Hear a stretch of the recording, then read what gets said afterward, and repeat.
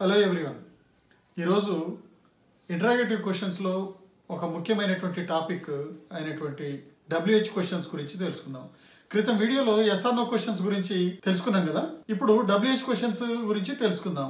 WH questions ఎన్ని రకాలు ఉంటాయి, అవి ఎట్లా ఏర్పడతాయి, అవి ఎక్కడ వాడాలి అనేటువంటి విషయాల్ని ఉదాహరణ పూర్వకంగా ఈరోజు తెలుసుకుందాం. ఈ డబ్ల్యూహెచ్ క్వశ్చన్స్ గురించినటువంటి పూర్తి అవగాహన మనకు వచ్చినట్లయితే ఇంగ్లీష్ మీద ఒక పట్టు వచ్చే అవకాశం ఉన్నది. మిత్రులారా, ఈ వీడియోని స్కిప్ చేయకుండా చివరికంటూ చూడండి, షేర్ చేయండి, లైక్ చేయండి, సబ్స్క్రైబ్ చేయండి. ఇక మనం వీడియోలోకి వెళ్దామా? ఈరోజు వీడియోలో డబ్ల్యూహెచ్ క్వశ్చన్స్ గురించి తెలుసుకుందాం. గత వీడియోలో ఇంటరాగేటివ్ క్వశ్చన్స్లో 2 రకాలు ఉంటాయని, అందులో ఒకటి ఎస్ఆర్నో క్వశ్చన్స్ అని, రెండవది డబ్ల్యూహెచ్ క్వశ్చన్స్ అని చెప్పుకున్నాం. ఎస్ఆర్నో క్వశ్చన్స్ కూడా గురించి క్రితం వీడియోలో వివరించడం జరిగింది. అది చూడని వాళ్ళు డిస్క్రిప్షన్లో ఇస్తాను, మీరు చూడండి.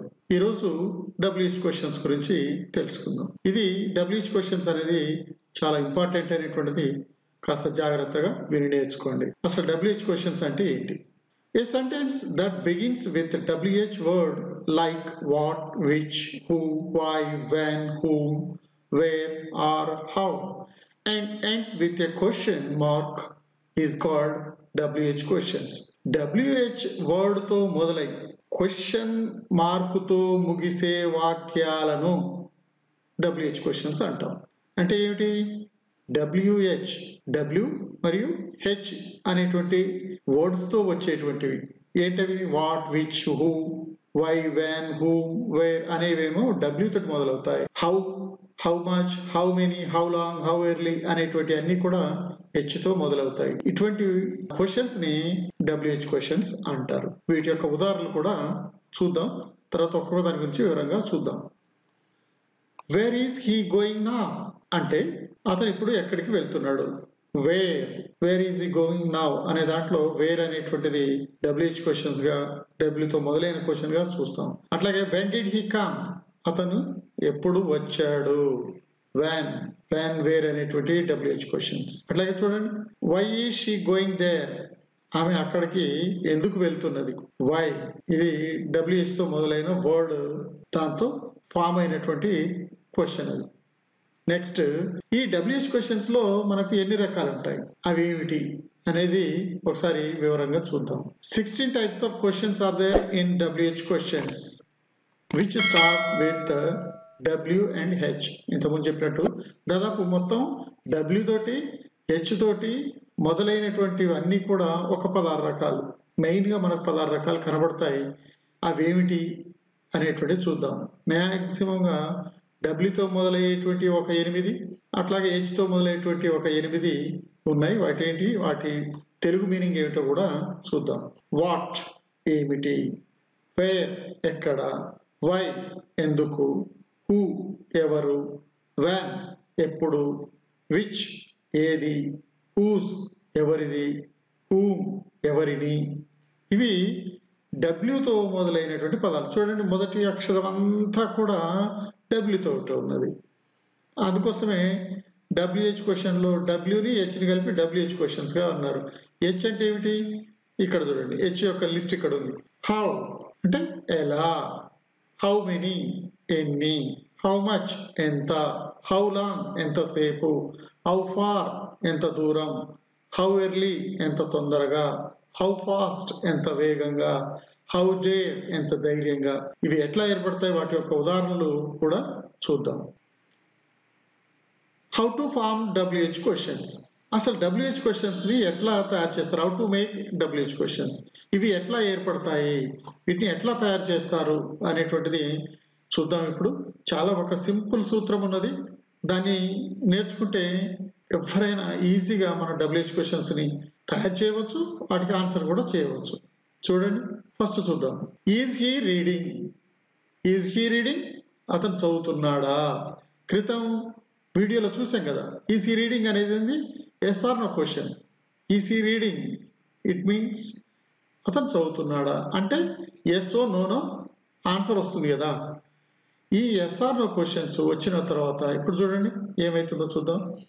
ఈ ఎస్ఆర్నో క్వశ్చన్స్కి ముందు WH యాడ్ చేసాం అనుకోండి. ఈజ్ హీ రీడింగ్ అనే దానికి ముందు WH కనుక లేదా హౌ కానీ యాడ్ చేస్తే అది WH క్వశ్చన్స్గా మారిపోతాయి. ఇక్కడ చూడండి, ఇక్కడ W వచ్చి ఉన్నది, తర్వాత దానికి ప్లస్ SR నో క్వశ్చన్, అదేమవుతుంది WH క్వశ్చన్ అవుతుంది. WHకి అంటే ఇక్కడ ఉన్న SR నో క్వశ్చన్కి WHని తీసుకొచ్చి ముందు పెడితే WH క్వశ్చన్ అవుతుంది. అంతే, సింపుల్, ఏం లేదు. SR నో క్వశ్చన్స్కి ముందు WH వచ్చేటువంటి ప్రశ్నలు, WHతో మొదలయ్యేటువంటి, అంటే what, where, when, why, who, whose అట్లాంటివి తీసుకొచ్చి ఇక్కడ పెట్టామనుకోండి WH క్వశ్చన్ అవుతుంది. వీటితో ఎట్లా చూడండి ఒకసారి. వాట్ హీజ్ హీ రీడింగ్, ఇక్కడ ఉంది కదా, ఈజ్ హీ రీడింగ్ అంటే అతను చదువుతున్నాడా. What he's he reading, is he రీడింగ్కి ముందు మనం వాట్ ఉంచాం, జస్ట్ వాట్ను ముందు ఉంచాం అంతే, దాటితోటి WH క్వశ్చన్గా మారిపోయింది అది. దీనికి అర్థం ఏమొస్తుంది, అతను ఏం చదువుతున్నాడు. ఈజ్ హీ రీడింగ్ అంటే అతను చదువుతున్నాడు అని, అదే వాట్ ముందు ఇచ్చామనుకోండి, వాట్ హీజ్ హీ రీడింగ్, అతను ఏం చదువుతున్నాడు అని అర్థం వస్తుంది. నెక్స్ట్ మరొక ఉదాహరణ చూద్దాం. ఇక్కడ మళ్ళొక SR నో క్వశ్చన్ ఇచ్చాను చూడండి. ఆర్ యూ ఈటింగ్, నువ్వు తింటున్నావా అనేది SR నో క్వశ్చన్. ఆన్సర్ ఏముంటుంది, SR నో అని ఏదో ఒక ఆన్సర్ వస్తుంది. ఇక్కడ దాన్నే మనం దాని ముందు WH తోటి వచ్చేటువంటి వర్డ్ని ఒకటి ముందు ఉంచి దాన్ని WH క్వశ్చన్స్గా తయారు చేసాం చూడండి. ఆర్ యూ ఈటింగ్ అనేది ఇక్కడ కనబడుతుంది కదా, దాని ముందు వై ఉంచాం. ఏమైంది అప్పుడు, why are you eating, why are you eating, నువ్వు ఎందుకు తింటున్నావు అనేది అర్థం వచ్చింది. చూడండి ఇంకొకటి వచ్చింది, వాట్ ఆర్ యూ ఈటింగ్, నీవు ఏం తింటున్నావు అనేటువంటిది. జస్ట్ మనము చిన్న లాజిక్, చిన్న సూత్రం ఏంటంటే SR నో క్వశ్చన్స్కి WHతో మొదలయ్యే పదాలన్నీ కూడా, ఇంతకుముందు చెప్పిన 16 పదాలన్నీ కూడా ముందు చేర్చినట్టయితే అది WH క్వశ్చన్స్గా మారిపోతాయి. ఇది సూత్రం, మర్చిపోవద్దు. SR నో క్వశ్చన్కి ముందు ఈ క్వశ్చన్స్కి చివరనే ఉండాలి, క్వశ్చన్ మార్క్ కంపల్సరీ ఉండాలి. నెక్స్ట్ ఇక్కడ ఒక నెగిటివ్ కూడా ఇచ్చాను చూడండి. మామూలుగా ఈజ్ హీ రీడింగ్ అన్నా కదా, ఇక్కడ వై ఈజంట్ షీ కమింగ్, ఆమె ఎందుకు రావట్లేదు. Okay, next WH questions with do, does, did. ఇప్పుడు మనం ఏం చెప్పుకున్నాం, SR నో క్వశ్చన్ చెప్పేటప్పుడు హెల్పింగ్ వర్బ్తో ఉండేటువంటి పదాలు ఉంటే హెల్పింగ్ వర్బ్ను ముందు తీసుకొచ్చి మనం SR నో క్వశ్చన్ చేసాం కదా, అవునా కదా, చేసినాం కదా. అయితే హెల్పింగ్ వర్బ్ లేనటువంటి ప్రశ్నలు వచ్చినప్పుడు, ఓన్లీ మెయిన్ వర్బ్ ఉన్నప్పుడు వచ్చినప్పుడు మాత్రమే మనం మెయిన్ వర్బ్తో మనం SR నో క్వశ్చన్ తయారు చేయలేం కదా. అటువంటిప్పుడు ఏం చేసాం, డూ, డస్, డిడ్ ఆ వర్బ్ను అనుసరించి ప్రజెంట్ టెన్స్ వస్తే డూ కానీ డస్ కానీ, పాస్ట్ టెన్స్ వస్తే డిడ్ కానీ వాడాము. ఇక్కడ కూడా అంతే, ప్రజెంట్ టెన్స్లో ఉంటే డూ, డస్ వాడతాం, పాస్ట్ టెన్స్ అయితే డిడ్ వాడతాం. ఈ డూ, డస్, డిడ్లతో క్వశ్చన్స్ ఎట్లా తయారైతాయో చూద్దాం. సేమ్ ఇంతకుముందు యాక్సిలరీ వర్బ్ ఉంచాం కదా, వాటి తర్వాత ఇది కూడా అంతే. వాట్ డూ యూ సింగ్, నీవు ఏం పాడతావు. వాట్ డస్ షీ సింగ్, ఆమె ఏం పాడుతుంది. వాట్ డిడ్ హీ సింగ్, అతను ఏం పాడాడు, past tense. How do you sing, how do you sing, నీవు ఎలా పాడతావు. హౌ డస్ షీ సింగ్, ఆమె ఎలా పాడుతుంది. హౌ డిడ్ హీ సింగ్, అతను ఎలా పాడాడు. డూ, డస్లతో వచ్చేటువంటి WH క్వశ్చన్స్ ఎలా ఉంటాయో చూపించడానికి ఇక్కడ ఈ ఉదాహరణలు ఇవ్వటం జరిగింది. అయితే ఇప్పుడు WH క్వశ్చన్స్లో మనం what, where, when, why, who అన్నాం కదా, అవి ఎప్పుడెప్పుడు వాడతారు, ఎట్లా వాడతారు అనేటువంటిది చూద్దాం. వాట్ మనకు తెలుసు మీనింగ్, వాట్ అంటే ఏమిటి. What use to ask about things, what అనేటువంటిది use to ask about things, asking for information about something, ఏదైనా ఒక దాని గురించినటువంటి సమాచారాన్ని ఇవ్వటానికి మనం దీన్ని వాడతారు. ఇంకా వాట్ అనేది వ్యక్తులు చూపిస్తుంది, వ్యక్తులు కాని వాటిని కూడా చూపిస్తుంది. ఒక వర్బ్ యొక్క సబ్జెక్ట్ని లేదా ఆబ్జెక్ట్ కానీ, లేదా ప్రిపోజిషన్ యొక్క ఆబ్జెక్ట్ కానీ తెలుసుకోవడానికి ఈ వాట్ని వాడతారు. అంటే ఇక్కడ వర్బుని మనం బట్టి అది సబ్జెక్ట్ని అడుగుతున్నారా, ఆబ్జెక్ట్ని అడుగుతున్నారా అనేది మనం అర్థమవుతున్నది. ఇక్కడ చూడండి, వాట్ ఈజ్ యువర్ నేమ్ అని ఉంది, నీ పేరేమిటి. నీ పేరేమిటి అనేది సబ్జెక్ట్ గురించి చెప్తుంది. What are they waiting for, వారు దేనికోసం ఎదురు చూస్తున్నారు, ఇక్కడ ఆబ్జెక్ట్ గురించి చెప్తున్నది. వాట్ ఈజ్ యువర్ మదర్, మీ అమ్మ ఏం చేస్తుంది. What is the time now, ఇప్పుడు సమయం ఎంత. ఇక్కడ చూడండి, వాట్ ఈజ్ యువర్ మదర్ అన్నప్పుడు, what is your father, what is your mother అన్నప్పుడు వాళ్ళు చేసేటువంటి వృత్తిని, ప్రొఫెషన్, టీచర్ అయితే టీచరు, డాక్టర్ అయితే డాక్టర్, అది చెప్పాలి. What is your mother name అన్నప్పుడు నేమ్ చెప్పండి. వాట్ ఈజ్ యువర్ మదర్ అన్నప్పుడు మాత్రం ఆమె ఏం చేస్తుందో చెప్పాలి. అలాగే హూ వచ్చినప్పుడు మాత్రం హూ ఈజ్ యువర్ మదర్ అంటే అప్పుడు పేరు చెప్పాలి. హూ ఈజ్ యువర్ ఫాదర్ అంటే పేరు చెప్పాలి. కానీ ఇక్కడ వాట్ ఈజ్ యువర్ మదర్ అంటే ఆమె ఏం చేస్తుంది, ఆమె యొక్క ప్రొఫెషన్ ఏమిటో మనం ఇక్కడ చెప్పాలి. అట్లాగే ప్రిపోజిషన్ కూడా ఆబ్జెక్ట్ చెప్తున్నాను కదా, what are they waiting for. ఇగో ఈ ప్రిపోజిషన్ ఉంది, ఈ ప్రిపోజిషన్ దేనికి చెప్తుందనో ఆబ్జెక్ట్ గురించి చెప్తున్నది, ఆబ్జెక్ట్ని అడుగుతుంది. అంటే దేనికోసం ఎదురు చూస్తున్నారు, అది ఆబ్జెక్ట్. వాట్ అనేది మొత్తంగా వ్యక్తులు కానీ వ్యక్తులు కాని వాళ్ళని కూడా చూపిస్తుంది. Next where.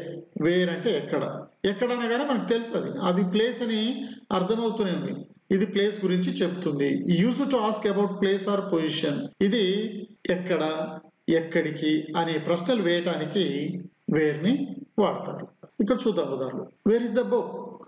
పుస్తకం ఎక్కడ ఉంది అంటే పుస్తకం ఎక్కడుంది, టేబుల్ మీద ఉందా, బీరువాలో ఉందా, బుక్ షాపులు ఉందా, ఎక్కడుంది అనేది అడుగుతున్నది అనమాట. Wear do you live. మీరు ఎక్కడ నివసిస్తారు, సూర్యాపేటలో ఉంటారా, హైదరాబాద్లో ఉంటారా, ఢిల్లీలో ఉంటారా, అమెరికాలో ఉంటారా, ఎక్కడ ఉంటారు మీరు. Where is Taj Mahal. తాజ్ మహల్ ఎక్కడ ఉన్నది. Where were you born. నీవెక్కడ పుట్టావు. Where did you go this morning. ఈ రోజు ఉదయం ఎక్కడికి వెళ్ళారు. నేను ఇంతకుముందు చెప్పిన ఎక్కడ, ఎక్కడికి అని చెప్పే సందర్భంలో పేరుని వాడతారు. Next when. వెన్ అంటే ఎప్పుడు. ఎప్పుడు అంటే మనకు ఆటోమేటిక్గా తెలుస్తుంది అది టైంని అడుగుతుంది అని. ఇక్కడ చూడండి, use to ask about time. దీన్ని సమయాన్ని అడగటానికి, పొజిషన్ని అడగటానికి తెలియజేస్తుంది.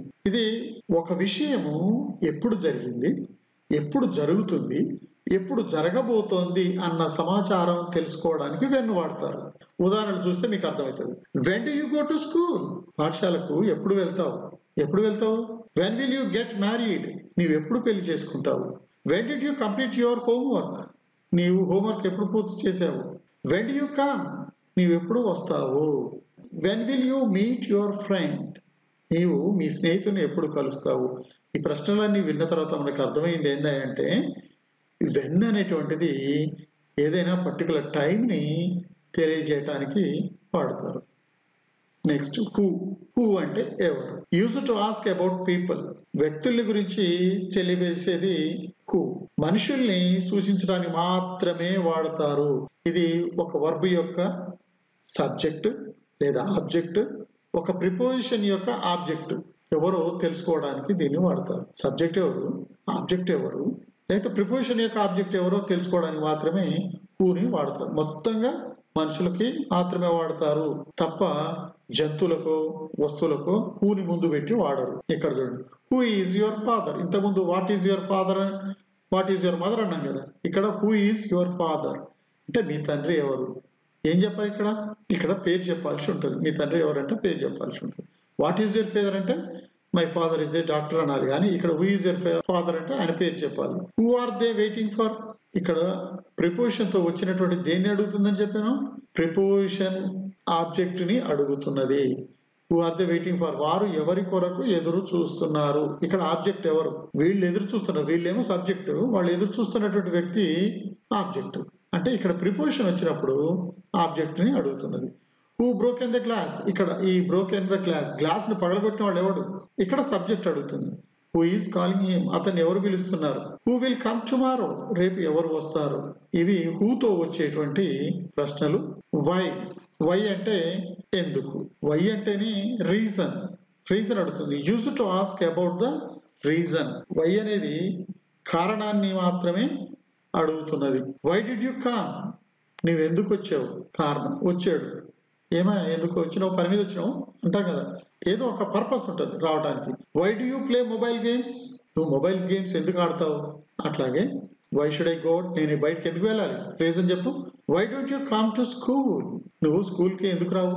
Next which. విచ్ అంటే ఏది. Use to ask about choices అంటే ఒకటి రెండు ఉన్నాయి అనుకోండి, ఇందులో ఏది ఒక ఎక్కువగా ఉంటాయి ఉన్నప్పుడు ఇందులో నీకు ఏది ఇష్టం, ఏదైనా ఒకటి ఎన్నిక చేసుకునే దానికి మనం చాయిస్ కింద విచ్ని వాడతారు. విచ్ అనేటువంటిది మనుషుల్ని, ఇతర జీవుల్ని, అలాగే వస్తువుల్ని సూచించడానికి వాడతారు. ఒక వర్బ్ యొక్క సబ్జెక్టు ఆబ్జెక్ట్ తెలుసుకోవడానికి లేదా ప్రిపోజిషన్ యొక్క ఆబ్జెక్ట్ తెలుసుకోవడానికి విచ్ని వాడతారు. ఇంతకుముందు వాటిలాగే దీన్ని కూడా అట్లాగే వాడతారు. చూడండి ఇక్కడ, which shirt do you like అయితే మనకు చాలా షర్ట్స్ ఉన్నాయి, ఆ షర్ట్స్ లో నీకు ఏది ఇష్టం, నీకు ఏ షర్ట్ ఇష్టం. Which one do you take ఇక్కడ ఎక్కువ ఉంటాయన్నమాట. ఎక్కువ ఉన్నప్పుడు ఇందులో నీకు ఏది తీసుకుంటావు, ఇందులో నీవు ఏది తీసుకుంటావు. Which one do you take, నువ్వు ఏది తీసుకుంటావు. Which is she talking about, ఆమె ఎవరి గురించి మాట్లాడుతుంది. వ్యక్తుల గురించి కూడా విచ్ అని చెప్తాము కదా. Which is she talking about, ఆమె ఎవరి గురించి మాట్లాడుతున్నది. Which is the longest river in India, ఇండియాలో ఏ నది పొడవైనది. ఇక్కడ వస్తువుల గురించి, మనుషుల గురించి చెప్తూ ఉంటుంది. Which one or you eating, నీవు ఏది తింటున్నావు. అంటే తినేవి కూడా వస్తువులు, ఇక్కడ తినేటువంటి తినుబండారాలు 2-3 ఉన్నాయి, 4-5 ఉన్నాయి, లేకపోతే ఎక్కువ ఉన్నాయి. ఏది తింటున్నావు, రోటీ తింటున్నావు, చికెన్ తింటున్నావా, లేకపోతే ఇంకేం తింటున్నావు, బనానా తింటున్నావా, ఏం తింటున్నావు అని అడగటానికి వాడేటువంటిది విచ్. నెక్స్ట్ హూజ్, ఎవరిది. హూజ్ అంటే చూడండి ఇక్కడ, హూజ్ అంటే ఎవరిది అన్నప్పుడే మనుషుల గురించి చెప్తుందని అర్థమవుతుంది కదా. ఇది ఓన్లీ హూజ్ అనేది మనుషుల గురించి మాత్రమే మాట్లాడుతున్నది. Use to ask about position or ownership, ఇది ఎవరికి చెందినది అని తెలియజేసే సందర్భంలో దీన్ని వాడతారు. ఇది ఎవరికి చెందింది. వర్బ్ ఏం చెప్తుంది అంటే ఎవరి ఆబ్జెక్ట్ గురించి చెప్తుంది. ఇది ఎవరికి చెందింది, ఇది ఎవరిది అని అడుగుతూ ఉంటుంది అనమాట. హూజ్ పెన్సిల్ ఇస్ దిస్, ఈ పెన్సిల్ ఎవరిది, ఈ పెన్సిల్ చూపించి ఇది ఎవరిదా అంటే అది దాని యొక్క ఓనర్ ఎవరో మనకు తెలుస్తున్నది. హూజ్ కార్ ఇస్ దిస్, ఈ కార్ ఎవరిది. హూజ్ బర్త్డే ఈజ్ టుడే, ఈ రోజు ఎవరి పుట్టినరోజు. హూజ్ టీమ్ ఈజ్ బెటర్, ఎవరి టీమ్ బెటర్ అనేది హూజ్ ద్వారా తెలుస్తున్నది. హూమ్, ఎవరిని. హూమ్ అనేటువంటిది మనము హూమ్ని స్పోకెన్ లాంగ్వేజ్ లో హూమ్ బదులు మనం హూ వాడుతున్నాం. ఫార్మల్ లాంగ్వేజ్ లో మాత్రమే, లిటరల్గా మాత్రమే మనం హూమ్ని వాడుతున్నారు. స్పోకెన్ ఇంగ్లీష్ లో హూమ్ బదులు మనం హూ వాడుతున్నాం. Use to ask people, object of work, ఇక్కడ కూడా ఆబ్జెక్ట్ గురించి మాత్రమే తెలుస్తున్నది. హూమ్ డిడ్ యూ మీట్, నీవు ఎవరిని కలిసావు, ఎవరిని. హూమ్ డిడ్ యూ మీట్, ఎవరిని కలిసావు. Whom should we talk to, మేము ఎవరితో మాట్లాడాలి. ఇంకొకటి చూడండి, whom do we have to contact, మేము ఎవరితో కాంటాక్ట్ కావాలి. Whom do you know in this class, ఈ తరగతిలో నీకు ఎవరు తెలుసు. నెక్స్ట్ హౌ, ఎలా. Use to ask about manner, process, condition and quality. How అనేటువంటిది ఏ విధంగా అనేటువంటి ప్రశ్నలు వేయటానికి ఇది హౌని వాడతారు. హౌ ఆర్ యూ, ఎలా ఉన్నావు. హౌ ఈజ్ యువర్ హెల్త్, మీ ఆరోగ్యం ఎలా ఉంది. హౌ డిడ్ యూ ఫీల్, నీకు ఎలా అనిపించింది. హౌ విల్ యూ కమ్, నీవు ఎలా వస్తావు. హౌ వాజ్ ద జర్నీ, ప్రయాణం, మీ ప్రయాణం ఎలా ఉంది అని దీన్ని హౌని వాడతారు. ఇక్కడ హౌ తోటి ఇంతకుముందు మనం చాలా చూపించాం కదా. అయితే వాటిలో కొన్నిటి గురించే ఇప్పుడు చూద్దాం. How many, how much, how long, how early అనేటువంటివి ఎట్లా ఉంటాయి. How much are you eating, how much are you eating, నువ్వు ఎంత తింటున్నావు. హౌ మచ్ అంటే ఏమిటి, ఎంత.